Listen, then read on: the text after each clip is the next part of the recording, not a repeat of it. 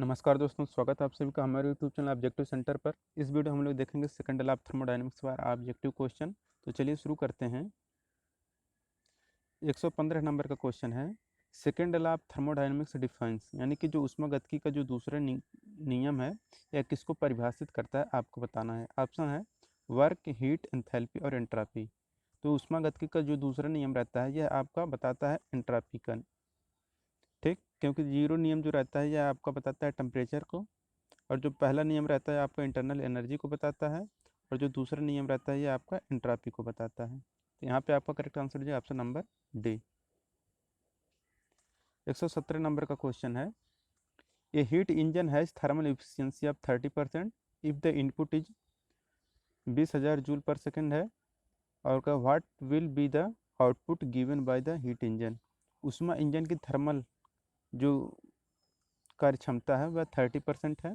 यदि जो इनपुट है कह रहा है कि 20,000 जूल पर सेकंड है, तो उसमें इंजन द्वारा किया गया परिणाम क्या होगा आपको बताना है। यहाँ पे जो आएगा ये आएगा ऑप्शन नंबर डी, 6,000 वाट आएगा।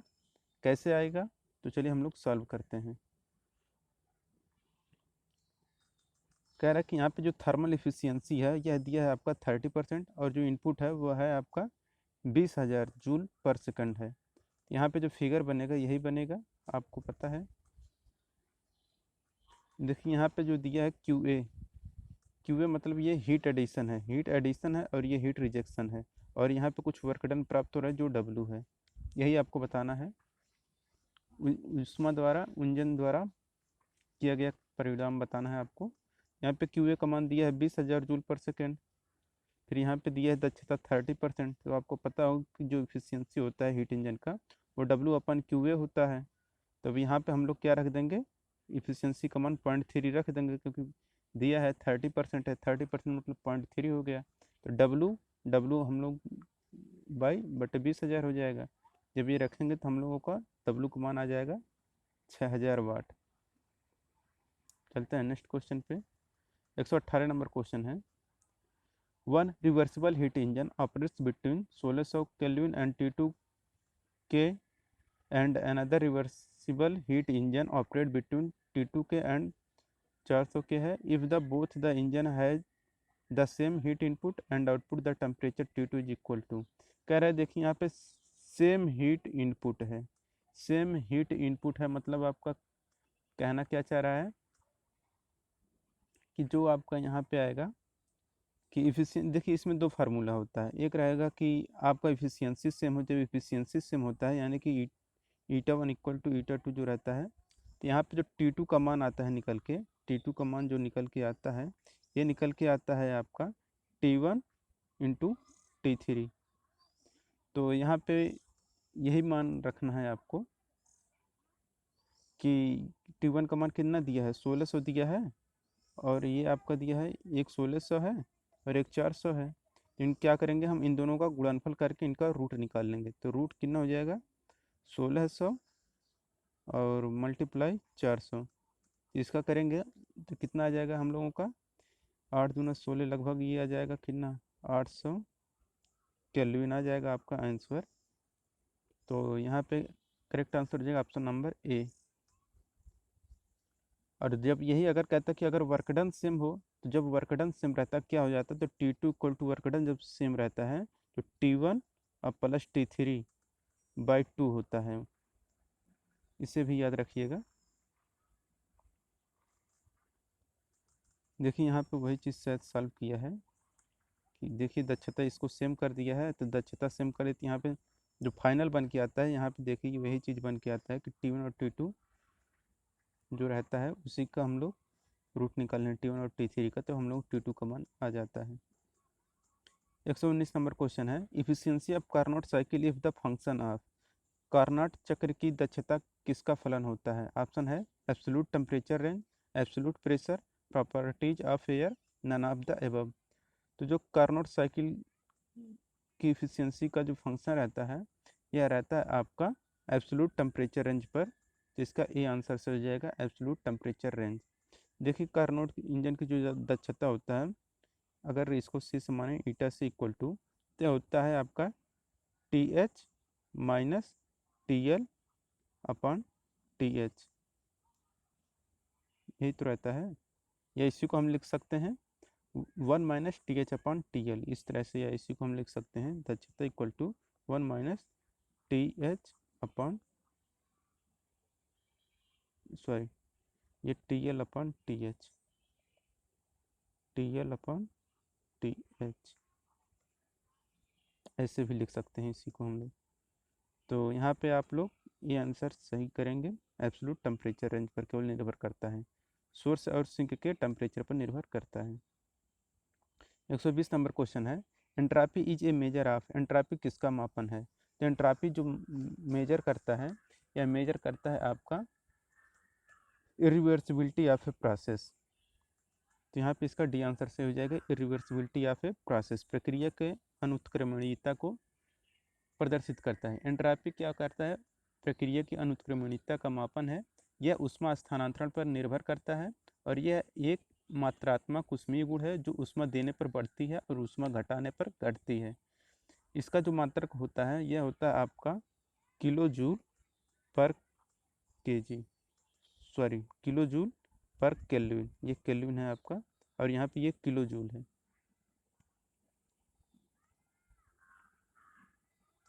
121 नंबर क्वेश्चन है, Carnot cycle efficiency depends upon, Carnot cycle की दक्षता किस पर निर्भर करती है?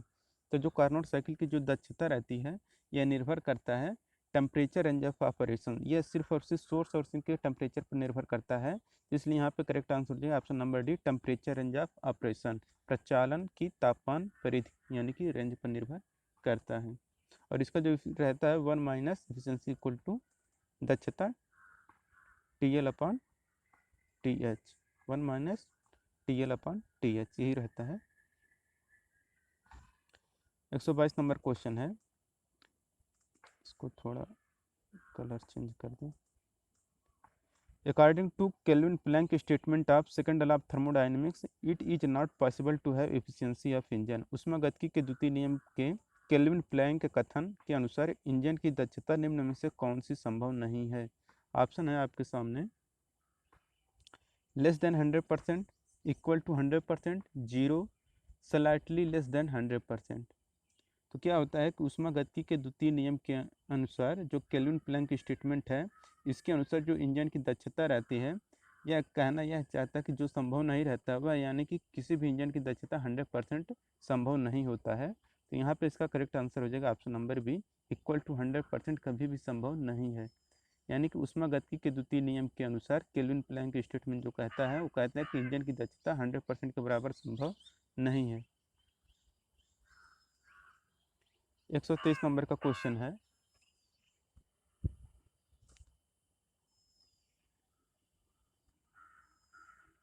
A Carnot heat engine operates between the source temperature of 1000 K and sink temperature of 300 K. If power output of engine is 1 kilowatt, the heat input will be। एक Carnot ऊष्मा engine 1000 kelvin के source तापमान तथा 300 के sink तापमान के बीच संचालित हो रहा है। यदि इंजन का आउटपुट शक्ति 1 किलोवाट है तो ऊष्मा का इनपुट क्या होगा? तो इस ऊष्मा को जो इनपुट होगा वह होगा 1.428 किलोवाट। कैसे होगा, आइए हम लोग देखते हैं। यहाँ पे देखिए दिया है कि TH का मान दिया है, मतलब हायर टेम्परेचर जो है वो दिया है आपका 1000 केल्विन और लोअर टेम्परेचर दिया आपका 300 केल्विन। आउटपुट आपको पता है, जो आउटपुट शक्ति है वरदान वह 1 किलोवाट दिया है। और इफिशियंसी आपको पता है कि कार्नोट साइकिल की जो इफिशियंसी होता है eta C equal to 1 minus TL upon TH। इससे हम लोग दक्षता निकालेंगे तो ये हमारा कितना आ जाएगा 7/10 यानी कि 0.7 आ जाएगा।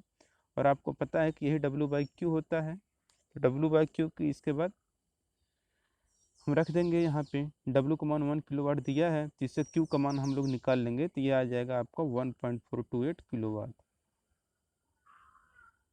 124 नंबर क्वेश्चन है, a heat engine is supplied heat at the rate of 30,000 है, ये जूल पर सेकंड है, and given an output of 9 kilowatt, the thermal efficiency of engine will B.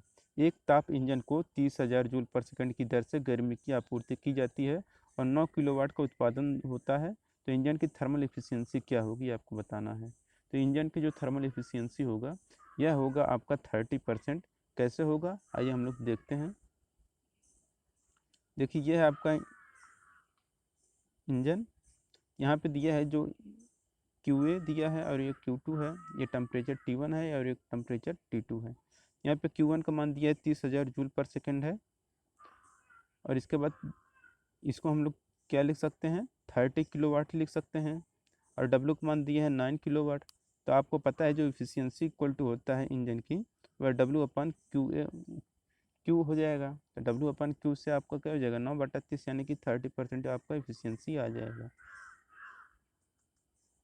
125 number question है, heat cannot flow by itself a body to lower temperature to a body of higher temperature, this is known as। उसमें एक निम्न तापमान वाली body से उच्च तापमान वाली बॉडी की ओर सतह प्रवाहित नहीं हो सकती है। यह कौन सा कथन बताता है? तो यह जो बताता है यह रहता है आपका सेकंड लॉ ऑफ थर्मोडायनेमिक्स रहता है। तो सेकंड लॉ ऑफ थर्मोडायनेमिक्स में दो होता है, लेकिन ये दोनों वाले में से कौन सा क्लासियस स्टेटमेंट को बताता है? तो आपका यहाँ पे करेक्ट आंसर क्या हो जाएगा? Clausius statement of second law of thermodynamics.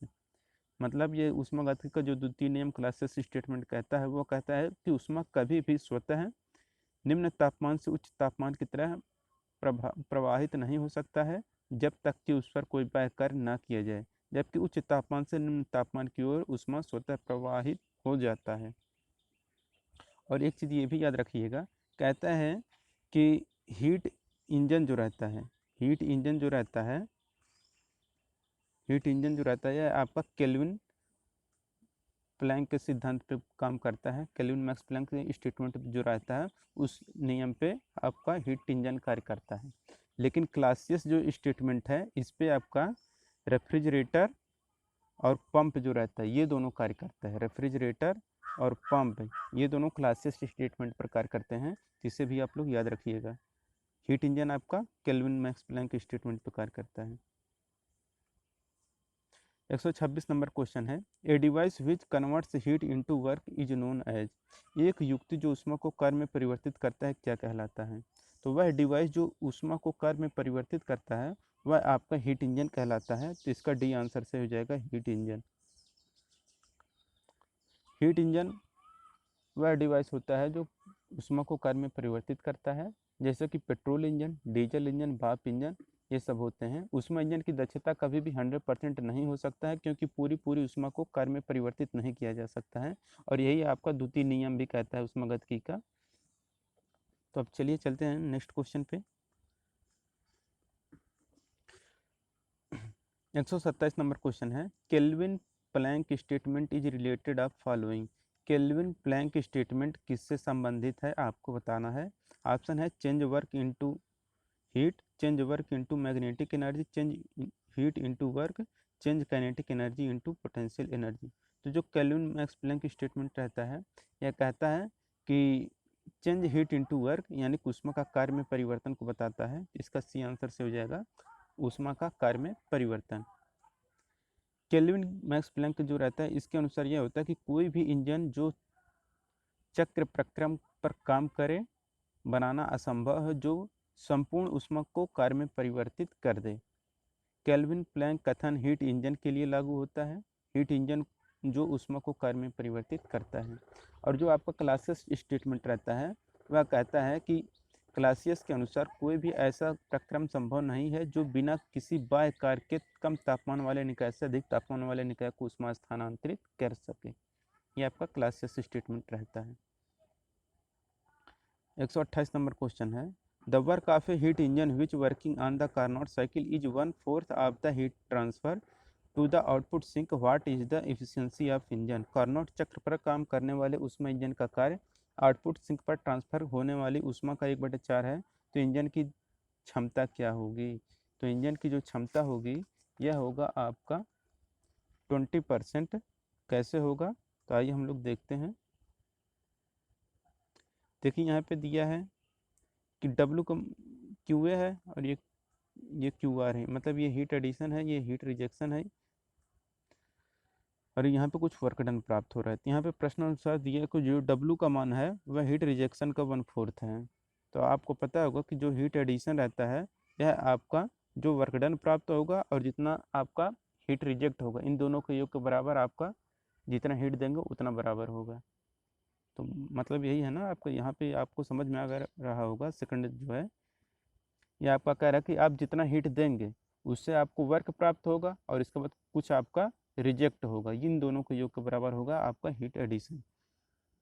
समीकरण फर्स्ट और सेकंड बन गया है, तो समीकरण सेकंड में W का मान अगर रख दें तो आपको क्या बन जाएगा, QR/4 प्लस QR, यानी कि 5QR/4 बन जाएगा। और आपको पता है कि दक्षता जो होता है यह आपका होता है कि किया गया कार्य बटे दी गई ऊष्मा, यही तो होता है। जो आउटपुट प्राप्त हो रहा है और जो आप इनपुट दे रहे हैं वही रहता है। तो आउटपुट हमारा क्या है, जितना कार्य प्राप्त हो रहा है वही हमारा आउटपुट है। इनपुट क्या है, जितना हम ऊष्मा दे रहे हैं।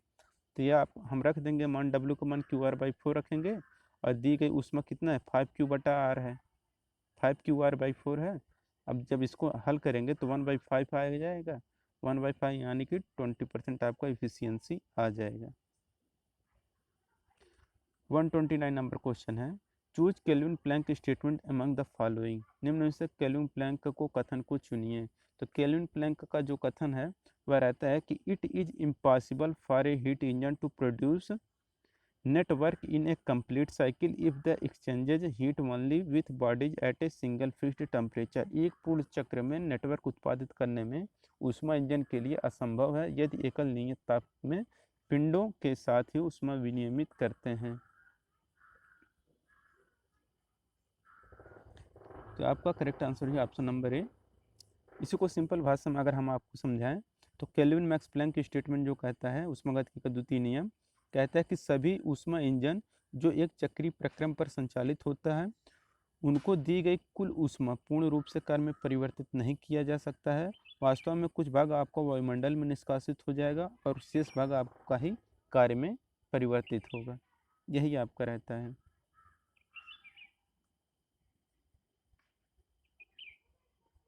130 नंबर क्वेश्चन है, which of the following is a false statement, निम्न में से कौन सा एक कथन गलत है।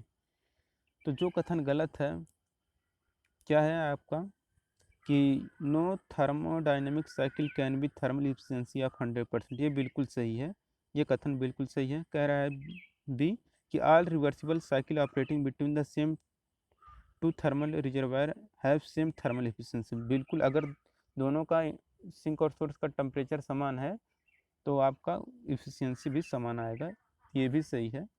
तो और तीसरा करके thermal efficiency of A irreversible cycle is more than the reversible cycle, बिल्कुल गलत है, क्योंकि भाई इरिवर्सिबल साइकिल है मतलब इसमें फ्रैक्शन होगा तो इफिशियंसी आपकी घट जाएगी। घट जाएगी मतलब तो यहाँ पे वो बोल रहा है कि रिवर्सिबल साइकिल की इफिशियंसी कम होगी, गलत। रिवर्सिबल साइकिल का जो होता है ये ज़्यादा होता है और इरिवर्सिबल का कम होता है।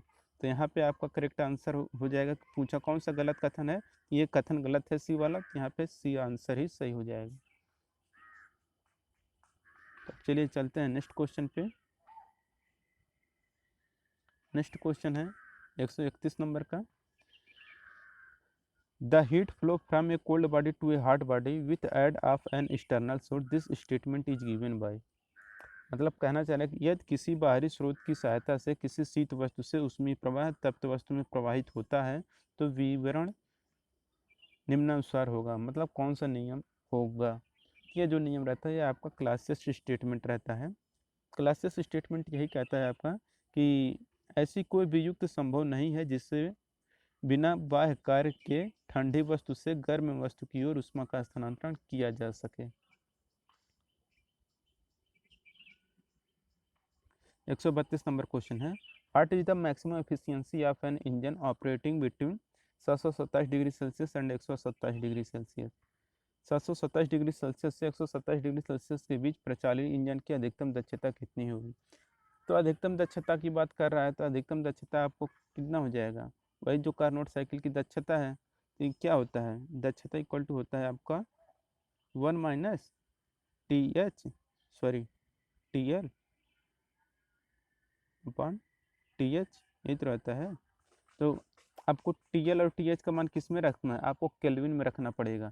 डिग्री सेल्सियस में रखेंगे तो आपका आंसर गलत हो जाएगा। तो हम लोग क्या करेंगे, 727 को हम लोग जो है इसको हम लोग 273 जोड़ देंगे और 127 में भी 273 जोड़ के हल करेंगे तो हमारा करेक्ट आंसर आ जाएगा 60%। तो यहाँ पे देखिए शायद हल भी किया है, तो हाँ चलिए देख लेते हैं।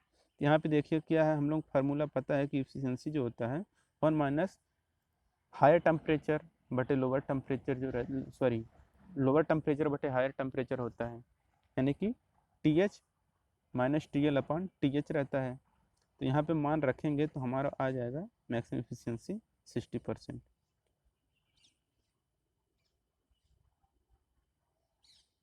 अब 133 नंबर क्वेश्चन है, which is the correct mathematical representation of the Kelvin Planck statement. Kelvin Planck के कथन के अनुसार कौन सा गणितीय निरूपण सही है। तो रहता है कि आपका ये साइकिल जो है का जो वर्क डन होता है या आपका जीरो होगा या जीरो से अधिक होगा। तो देखिए कहता है केल्विन प्लैंक के कथन के अनुसार इस प्रकार की किसी भी युक्ति को बनाना संभव है जो किसी पूरे चक्र को एक पिंड से ऊष्मा लेकर निकाय में कोई परिवर्तन किए बिना उसे पूरी तरह कार्य में बदल दे।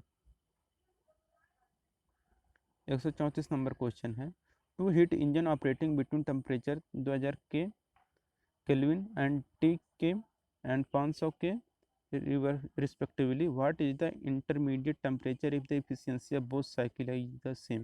देखिए कह रहे इफिशियंसी जब सेम हो, तो इफिशियंसी देखिए जब सेम रहता है, इफिशियंसी अगर दक्षता अगर सेम है तो हम लोग को जब निकालते हैं intermediate temperature T2 equal to ये निकालते हैं हम लोग under root T1 into T3 करके, यही रहता है। यानी कि अब आपको सॉल्व करना है यही कि अंडर रूट 2000 जो दिया है और गुणे 500 जो दिया है, इनको हम लोग गुणा करके सॉल्व कर लेंगे।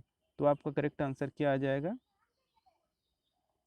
देखेंगे तो 5 दूना 10, इसके बाद 3 3 6 जीरो, यानी कि एक, इसके बाद 6 जीरो, यानी कि आपका 3 जीरो बाहर निकल के आएगा, यानी कि आपका 1000 आ जाएगा। 1000 के लिए ऑप्शन नंबर बी दिख रहा है, तो आपका करेक्ट आंसर हो जाएगा ऑप्शन नंबर बी। यहाँ पे देखिए ये चीज़ सिंपल वे में वही समझ लीजिए, ये सब हटाइए, ये सब हटाइए, सीधा समझ लीजिए जो इंटरमीडिएट आता है जब दक्षता समान रहता है T1 इंटू T3 रहता है। अगर यही कह देता कि वर्कडन सेम है, तो अगर वर्कडन सेम रहता है यानी कि W1 इक्वल टू W2 रहता तो आपका क्या आ जाता है इंटरमीडिएट वाला टेम्परेचर T1 और प्लस T3 बाई 2 हो जाता आपका। तो अब चलिए चलते हैं नेक्स्ट क्वेश्चन पे। 135 नंबर क्वेश्चन है, a pump handling a liquid raises its pressure from 1 bar to 30 bar, what is the isentropic specific work done by the pump in kilojoule per KG, take the density of the liquid as 990 KG per metre cube. एक pump एक तरल को अपने दबाव को एक बार से 30 बार तक बढ़ा देता है, किलोजूल पर केजी में पंप द्वारा किए गए आइसेंट्रोपिक विशिष्ट कार्य क्या होगा, द्रव का घनत्व 990 केजी पर मीटर क्यूब के रूप में लें। तो इसका करेक्ट आंसर जो होगा ये होगा 2.93। कैसे होगा आइए हम लोग देखते हैं। तो आपको यहाँ पे देखिए जो द्रव का घनत्व दिया है, द्रव का जो घनत्व है ये आपका 990 केजी पर मीटर क्यूब है। प्रेशर आपको 1 बार दिया है और फाइनल इसके बाद जो फाइनल यानी कि दूसरा प्रेशर दिया है आपका 30 बार दिया है। और आपको पता है कि जो विशिष्ट आयतन होता है V इक्वल टू 1/ρ होता है। तो यहाँ पे जो निकालेंगे कि ये P2 minus P1 into V, इसे निकालेंगे तो आपका करेक्ट आंसर आ जाएगा। जो वर्कडन होता है यही P इंटू वी होता है वर्कडन ना, तो यहाँ से हम लोग वर्कडन निकालेंगे 2.94 किलो जूल पर केजी आ जाएगा। 136 नंबर क्वेश्चन है, which of the following equation is true for work required by the heat pump. निम्नलिखित समीकरण में ऊष्मा पंप के द्वारा जरूरी कार्य के लिए कौन सही है। तो ऊष्मा पंप के लिए क्या होता है आपका कि जो रिवर्सिबल हीट इंजन रहता है इसका में इसमें क्या होता है work done less than equal to रहता है आपका heat pump reversible heat engine का है। यहाँ पे इसका करेक्ट आंसर हो जाएगा ऑप्शन नंबर सी हो जाएगा करेक्ट आंसर इसका, कि चलिए नेक्स्ट क्वेश्चन पे चलते हैं।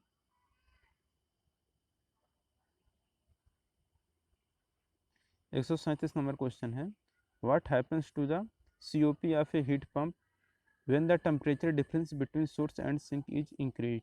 एक ऊष्मा पंप के COP का क्या होता है जब स्रोत और सिंक के बीच के तापमान का अंतर बढ़ जाता है। यह क्या होता है आपका कि घट जाता है, यानी कि डिक्रीज करता है। यहाँ पे इसका आपका ए आंसर से हो जाएगा। यदि सोर्स और सिंक के तापमान का अंतर बढ़ जाए तो पंप की COP घट जाती है। बाकी ये सब ऑप्शन था आपका।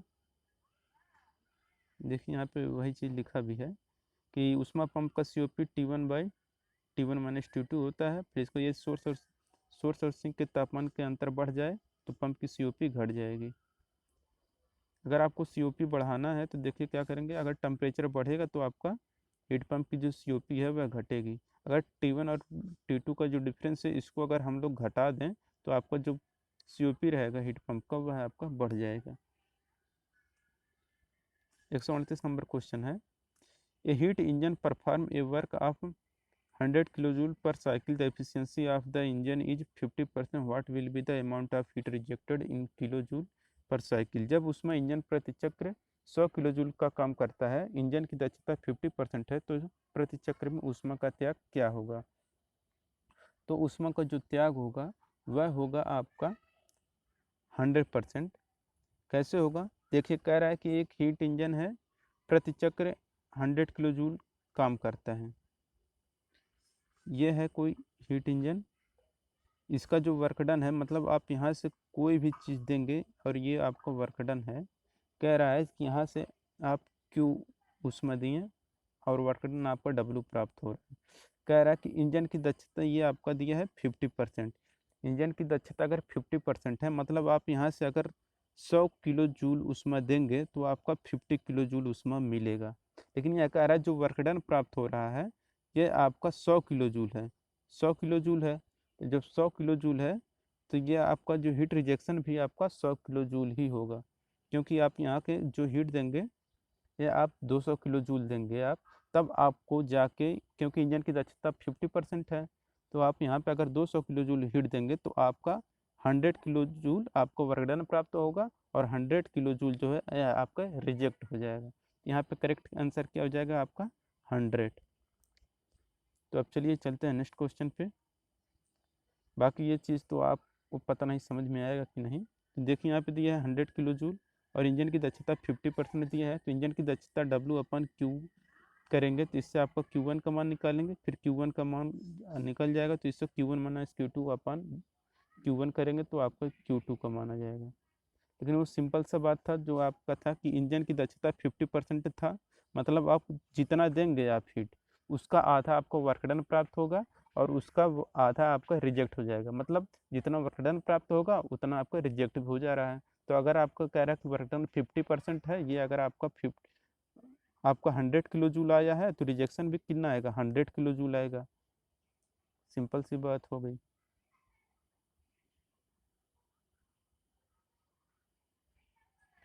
139 नंबर क्वेश्चन है, which relation clearly depicts the absolute thermodynamic temperature scale. कौन सा संबंध स्पष्ट रूप से निरपेक्ष ऊष्मागतिकी तापमान के पैमाने को दर्शाता है। तो उसमें क्या होता है कि आपका जो Q का मान रहता है, यानी कि जो हीट रहता है, आपका टेम्परेचर का फलन होता है, तो मतलब सीधा सीधा प्रोपोर्शनल होता है। यहाँ पे आपका करेक्ट आंसर है, ऐसा क्या दिख रहा है, ऑप्शन नंबर ए दिख रहा है ना कि Q1 इक्वल टू आपका T1 हो जाएगा, Q2 इक्वल टू आपका T2 हो जाएगा, तो आपका ये आंसर सही हो जाएगा। 140 नंबर क्वेश्चन है, which of the below stated are properties of a perpetual motion machine of second type का है, PPM2। निम्न में से कौन सा परपेचुअल मोशन मशीन सेकंड के गुण कौन से हैं। तो परपेचुअल मोशन मशीन का जो सेकंड का जो गुण रहता है वह रहता है आपका कि when net work is equal to the heat absorb and work efficiency 100%। जब कुल कार्य ऊष्मा अवशोषित के बराबर हो जाए तो कार्य दक्षता 100%। बिल्कुल सही है। कह रहे heat is exchange from one heat reservoir only. बिल्कुल सही है कि उसमें केवल आपका एक ऊष्माशय से ही आदान प्रदान की जा सकती है।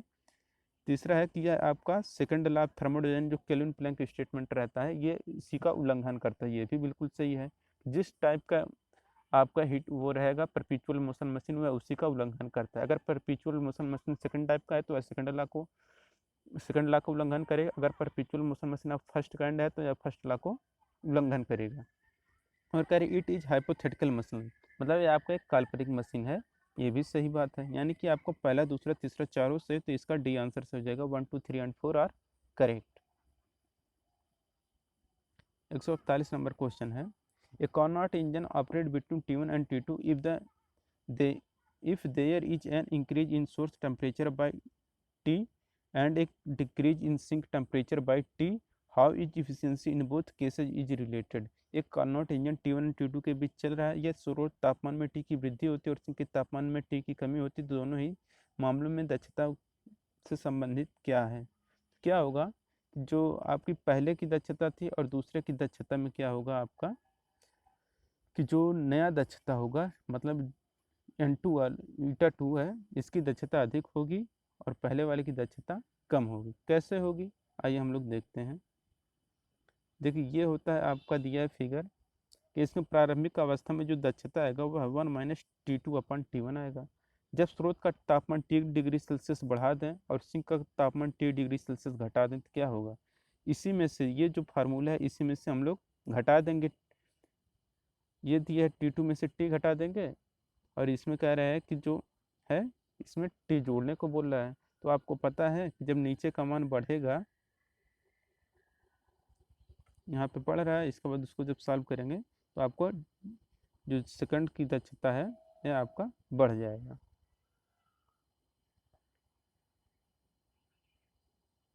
142 नंबर क्वेश्चन है, in Clausius theorem of reversible path is substituted bye.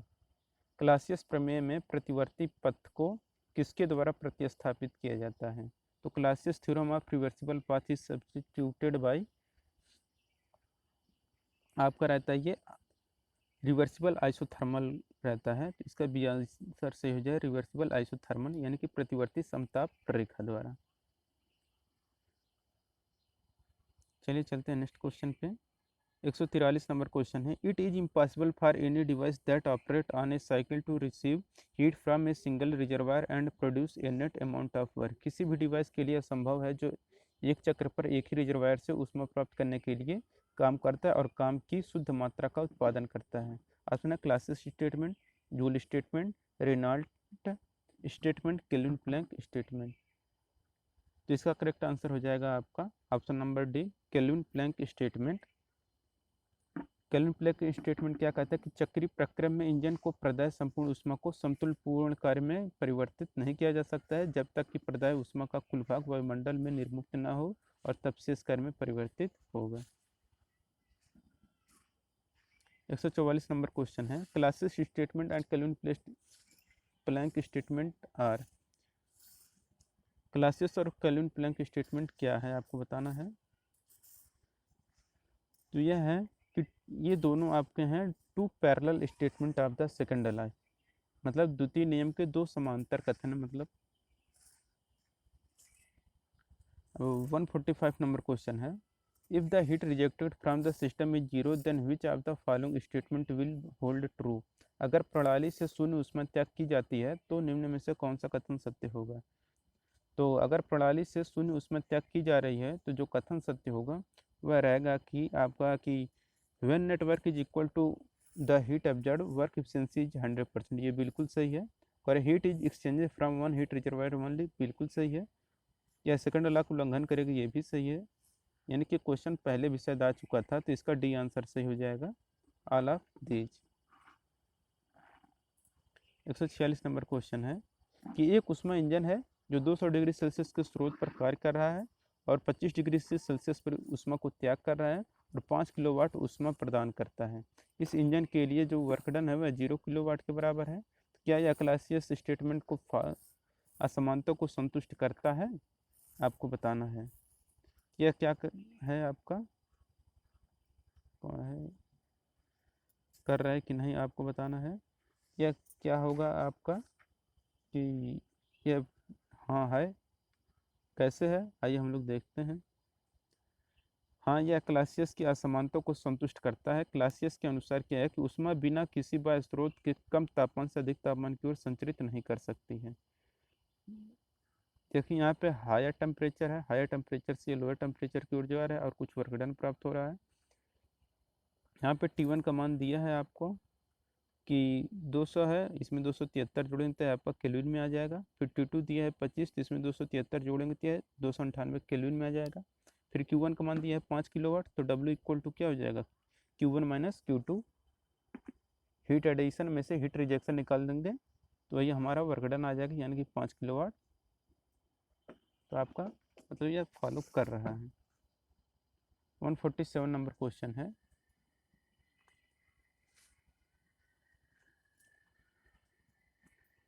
Which below stated statement is true about a reservoir of heat? निम्न में से कौन सा कथन उष्माशय के लिए सही है? Option heat is a variable temperature, heat exchanger is reversible, heat is finite, heat capacity, D आपका there exist no real heat reservoir. तो उष्माशय के लिए जो सही कथन है वह सही कथन है आपका कि हीट एक्सचेंज इज रिवर्सिबल, उष्मा विनिमय उत्क्रमणीय है। एक उष्माशय में उष्मा का असीमित भंडार होता है, उष्माशय के संदर्भ में एक उष्मा विनिमय यानी कि रिवर्सिबल होगा। 148 नंबर क्वेश्चन है। What is the amount of maximum work that can be extracted from A Carnot engine working between temperature 1000 के एंड 100 के? 1000 केल्विन और 100 केल्विन के ताप के बीच काम कर रहा है कार्नोट इंजन निकल रहा है, अधिकतम कार्य की मात्रा क्या है? तो अधिकतम कार्य की मात्रा कैसे निकलेगा आपको, यहाँ पे पहले दक्षता, ये यहाँ पे करेक्ट आंसर हो जाएगा आपका 0.9। कैसे होगा आइए देखते हैं। इंजन की जो दक्षता होता है वह आपका TH माइनस TL अपन TH होता है और यही बराबर होता है आपका वर्क डन बटे हीट एडिशन। यहाँ पे 1000 माइनस ये 100 रहेगा, यानी कि आ जाएगा W अपन QA। यहाँ पे आप लोग सॉल्व करेंगे तो यह 900 बटा 0.9 equal to W upon QA आ जाएगा। अब इससे हम लोग निकाल लेंगे तो यह 0.9 यूनिट आ जाएगा।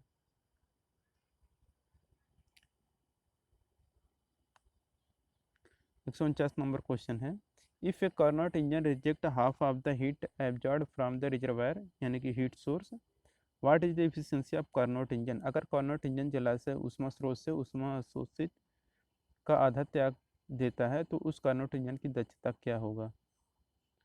तो कह रहा है कि कार्नोट इंजन है जिसका उष्मा स्रोत से जो अवशोषित उष्मा का आधा त्याग कर दे रहा है, आधा त्याग कर दे रहा है तो मतलब आधा वर्क डन प्राप्त हो रहा है, आधा रिजेक्ट कर दे रहा है, तो मतलब एफिशिएंसी आपका कितना हो जाएगा, आधा हो जाएगा। आधा हो जाएगा मतलब ऑप्शन नंबर बी, यानी कि 149 का बी आंसर सही हो जाएगा। यहाँ पे वही चीज़ देखिए सॉल्व किया है। QA का मान दिया है 1 किलोवाट, QR का मान दिया है इन्ना 0.5 किलोवाट। एफिशिएंसी इक्वल टू क्या हो जाएगा, TH माइनस TL अपन TH, तो यहाँ पे निकालेंगे 0.5% दक्षता आ जाएगा। 150 नंबर क्वेश्चन है। While working as an heat engine the efficiency is 40%, if the cycle is reversed and made into a heat pump, what is the coefficient of performance of the heat pump? उसमें engine के तौर पर कार्य करते हुए दक्षता 40% है और अगर चक्र को उल्टा कर दें तो उष्मा पंप बना दिया जाता है, तो उष्मा पंप के निष्पादन गुणांक क्या होगा? यह जो निष्पादन गुणांक होगा यह होगा आपका 2.5 होगा।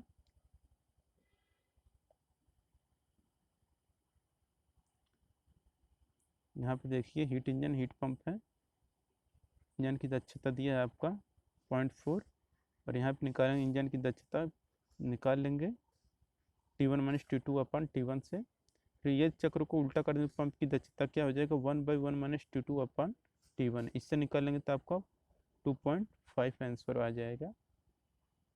दोस्तों अब इसके आगे का वीडियो हम लोग देखेंगे कल। अगर आपको वीडियो पसंद आ रही तो वीडियो को लाइक करें, अगर आप हमारे चैनल पर नए हैं तो चैनल को सब्सक्राइब करिए, जिन लोगों ने वीडियो को शेयर नहीं किया है वो लोग वीडियो को शेयर कर दें। Thank you.